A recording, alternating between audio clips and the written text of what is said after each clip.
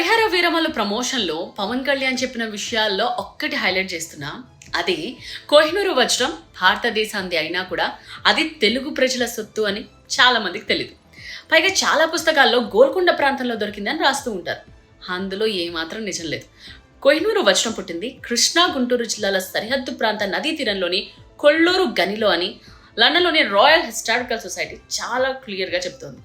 మరి ఎందుకని గోల్కొండ ప్రాంతంలో దొరికిందని చెప్తారంటే, అప్పట్లో కోహినూర్ దొరికిన ఆ కృష్ణా తీరం కూడా కుతుబ్ షాహీల గోల్కొండ కోట ఏలుబడిలో ఉండేది.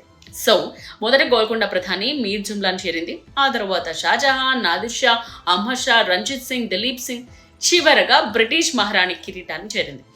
ఇలా ఇంగ్లాండ్ రాణుల కిరీటంలో క్రౌన్ జ్యువెల్ రూపంలో స్థానాన్ని సంపాదించుకున్న కోహినూర్ని ఆ తర్వాత మ్యూజియంలో పెట్టారు.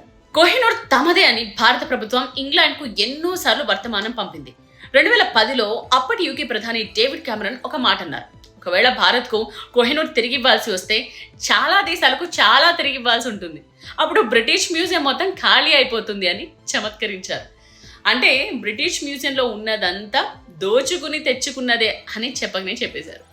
సో పవన్ కళ్యాణ్ చెప్పినట్టు కోహినూర్ అచ్చంగా మనదే, తెలుగువారి సొత్తు.